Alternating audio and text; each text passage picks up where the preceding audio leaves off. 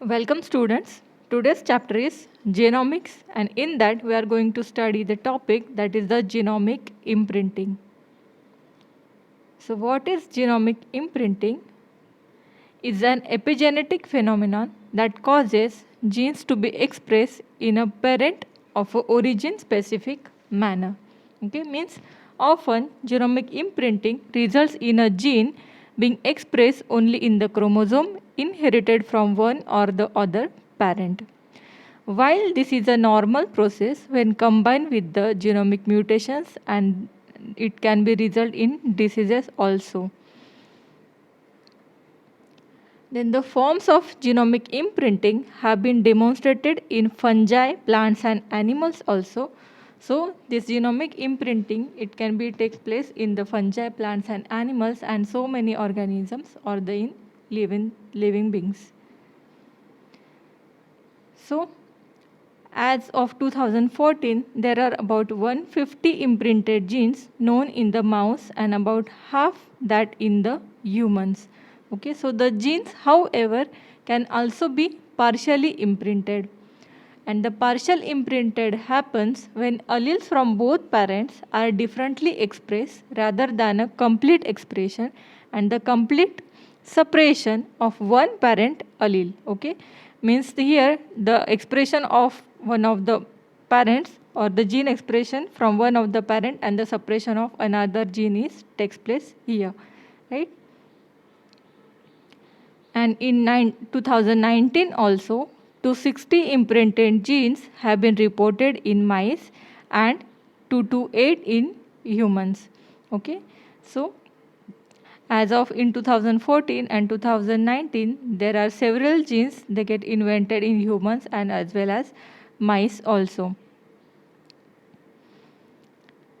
Then these imprinted genes are genes whose expression is determined by the parent that contributed them. So mother and father that these two genes can contribute in this in the imprinted technique or the imprinted genes. So these imprinted genes violate the usual rule inheritance that both alleles in heterozygote are equally expressed. Okay, so in the heterozygotes, the alleles are equally distributed. In genes undergo genomic imprinting, the parent of origin is often marked or stamped, right? So on the gene during the formation of egg and sperm cells. Okay, so this genomic imprinting is takes place during the formation of egg and sperm cells, that is the germline cell of human. So this stamping process called the methylation. Okay, so this methylation lead to the genomic imprinting or the degeneration of particular one of the two parental gene or either X or Y chromosome from the mother or the father. Y chromosome particularly from the father, right? So is a chemical reaction that attach a small molecules called the methyl groups to a certain segment of DNA.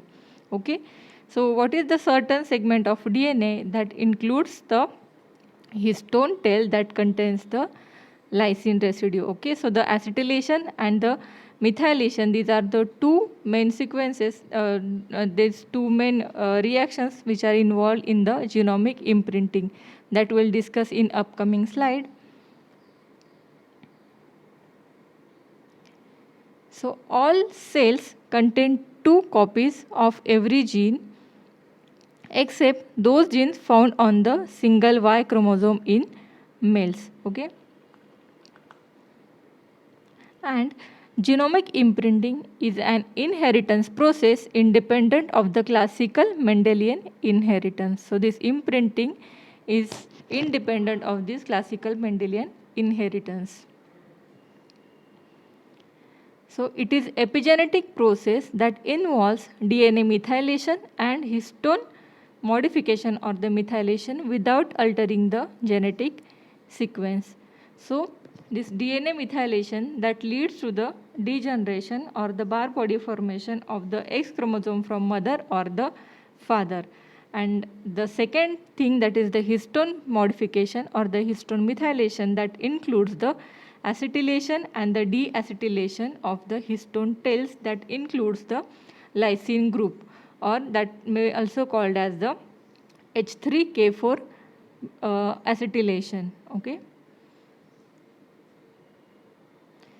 So these genetic marks are established or imprinted in the germline, that is the in sperm or eggs cells of the parents, and are maintained through the mitotic cell divisions in the somatic cells of an organism. Right. So this established in the germline of cells, that is the sperm and egg, but they get maintained throughout the mitotic cell division in the somatic or the body cells also. So in diploid organisms like humans, the somatic cell possess two copies of genome, or one inherited from father and one from the mother. Right. So in diploidy, we know that the two copies of genome, that one copy is inherited from the father and one copy is from the mother. That is one of the two chromosomes, that is the X chromosome from mother and X or Y chromosome from the father. In mammals, however, a small portion, that is less than 1% of genes are imprinted. Okay? So meaning that the gene expression occur from only one allele.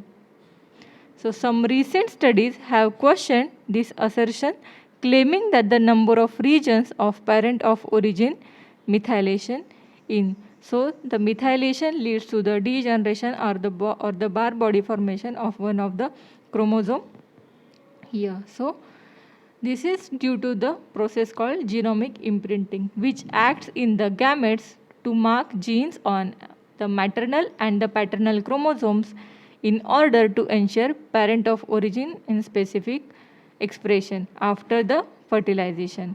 Right. So all cells contain two copies of every gene except those genes found on the single Y chromosome of male, right, or the father. For example, human genome is much larger than previously thought. Okay, so human genome is much more larger than the any other organism. The expressed allele is dependent on its parental origin, right? So the allele expression is depend on that particular parent of a particular individual. For example, the gene encoding, that is the insulin-like growth factor 2, that is the IGF-2 gene, is only expressed from the allele inherited from the father. So the IGF-2 reaction or the IGF-2 gene formation or the imprinting of this IGF-2 in the father, this is the main example of this genomic imprinting, right?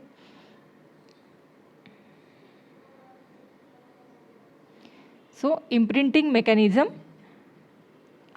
So it must be possible to erase and re-establish imprints through each generation so that the genes are imprinted in an adult may still express in the adult's offspring. Okay. So each autosomal gene is therefore represented by the two copies or the alleles, with one copy inherited from each parent at fertilization. And for the vast majority of autosomal genes, expression occurs from the both alleles simultaneously. Right? For example, the maternal genes that control insulin production will be imprinted in male but will be expressed in any of the male's offspring that inherited these genes. Okay, got it? So, the nature of imprinting must therefore be epigenetic rather than the DNA sequence dependent. Okay, so that is the epigenetic rather than the DNA sequence dependent. So, in germline cells, the imprinting is erased and then re-established according to the sex of the individual, right? So, that is in the developing sperm during spermatogenesis, that is the formation of sperm, parental imprinting is established. Okay, whereas in development of oocytes, oogenesis, that is called as oogenesis, formation of egg, is a maternal imprint is established. Right. So this process ensures or the reprogramming is necessary that the germ cell imprinting status is the relevant to the sex of an individual. Okay. So here recently a new study has suggested a novel inheritable imprinting mechanism in humans that would be specific to a specific of the placental tissue, and that is independent of DNA methylation. Okay. So the main and the classical mechanism for genomic imprinting, that is the DNA methylation here. So this was observed in humans but not in mice. So suggesting development after the evolutionary divergence of humans and mice. Among the hypothetical explanations for this novel phenomenon, two possible mechanisms have been proposed, that is, either a histone modification that confers imprinting at a novel placental specific imprinted loci or the loci, or alternatively, recruitment of DNMTs to the loci or the loci by a specific unknown transcription factor that would be expressed during early trophoblast differentiation. Okay.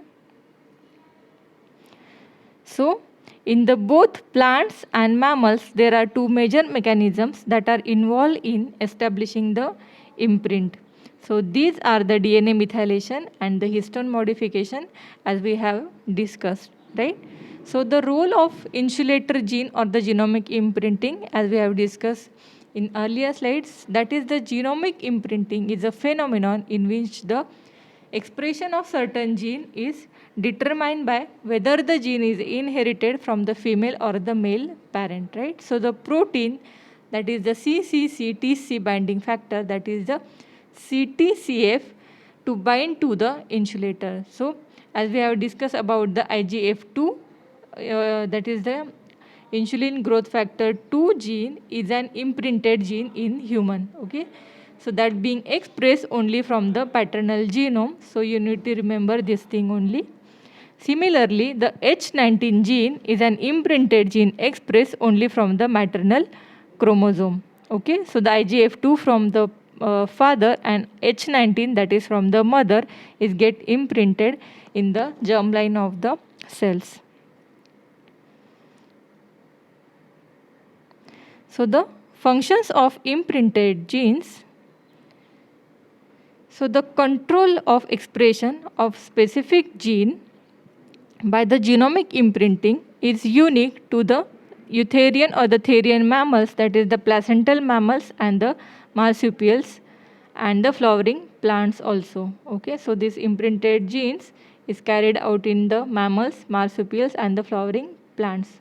Okay, and the regulation of this imprinting gene, the grouping of imprinted genes with the clusters allow them to share common regulatory elements such as non-coding RNAs and differentially methylated regions, that is the DMRs. Okay, that is the differentially methylated regions that are shortly called as DMRs.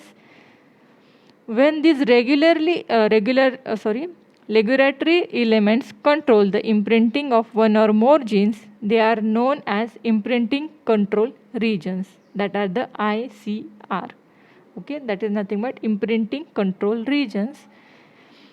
And the expression of the non-coding RNAs such as antisense IGF-2R RNA on mouse chromosome 17 and KCNQ1-OT1 on the human chromosome is present, that have been shown to be essential for the imprinting genes in their corresponding regions. Okay.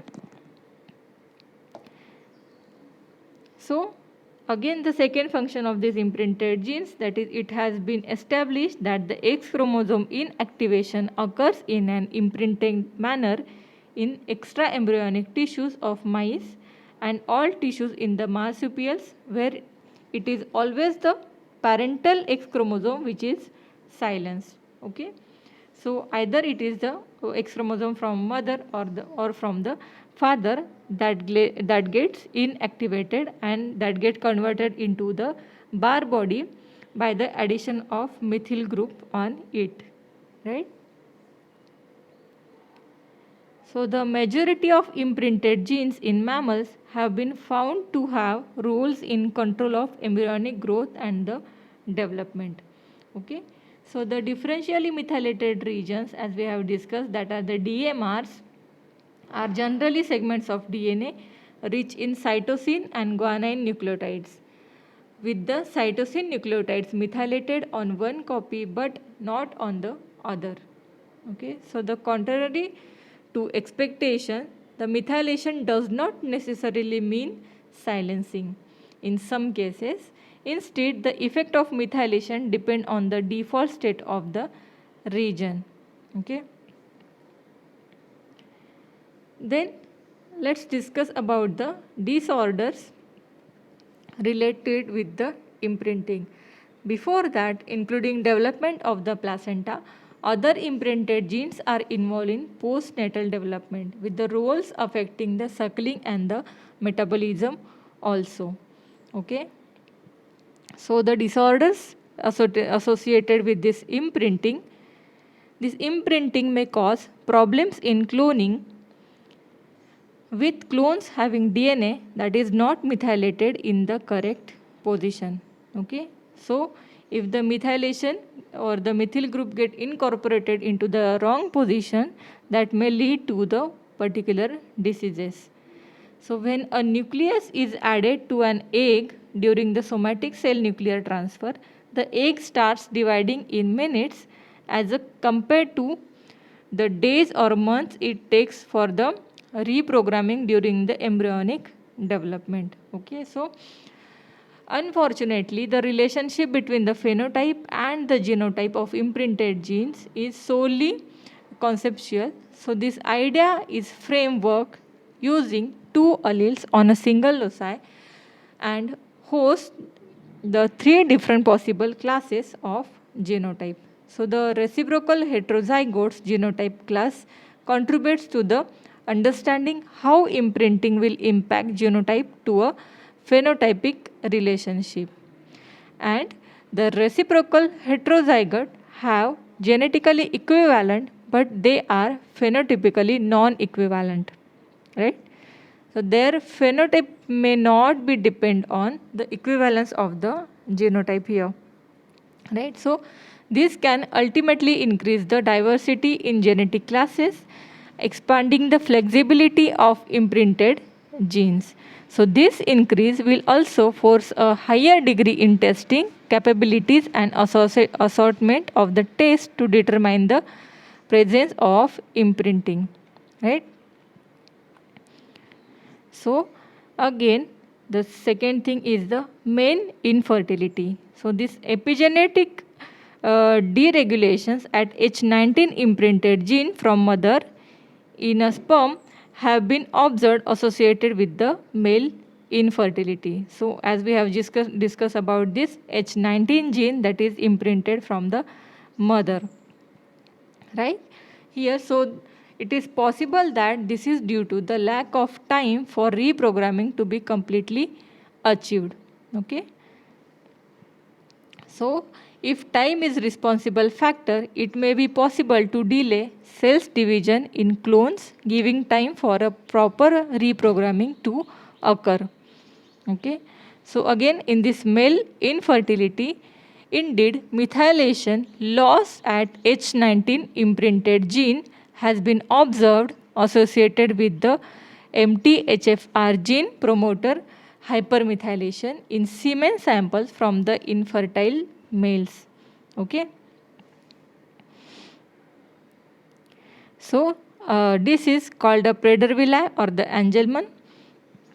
In this figure, you can see the first imprinted gene disorder to be described in humans were the reciprocally inherited Prader-Willi syndrome and the Angelman syndrome. So the both syndromes are associated with the loss of chromosomal region, that is the 15q11 to 13, that is the band 11 of the long arm of chromosome number 15. Okay, here you can see in this figure. So this region contains a paternally expressed gene, that is the SNRNP, and the NDN, that and the maternally expressed gene, that is the UBE3A. Okay, so here in this figure you can see the normal gene that is having the maternal copy of UB3A expressed, and in the Angelman syndrome you can see this loss of UBE3A gene here. So here you can see the inactivation of this particular gene in the Angelman syndrome. Okay.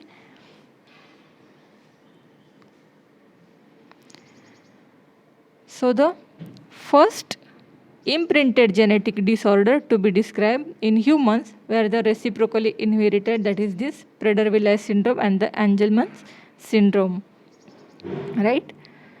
As we have already discussed about this term, so the paternal inheritance of a deletion of this region is associated with the Prader-Willi syndrome, characterized by the hypotonia, obesity, and the hypogonadism. So these are the particular characteristics about this Prader-Willi syndrome that contains the hypotonia, obesity, and the hypogonadism. And the maternal inheritance of the same deletion is associated with the Angelman syndrome, and that characterized by the epilepsy, tremors, and the perpetually smiling facial expression. So these are regarding the diseases due to the genetic imprinting. And this DIRAS3 is a paternally expressed and maternally imprinted gene located on chromosome 1 in the humans.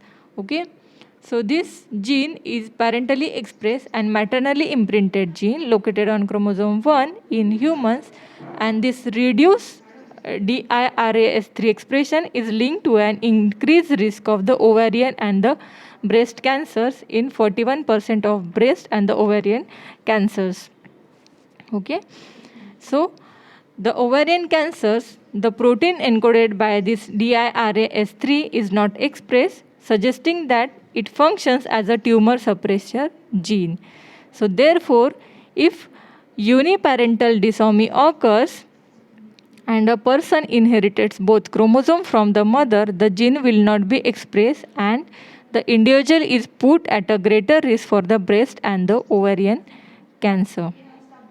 Okay, so thank you. I hope you understand the lecture, and the references for this slide was from taken the Wikipedia. Thank you.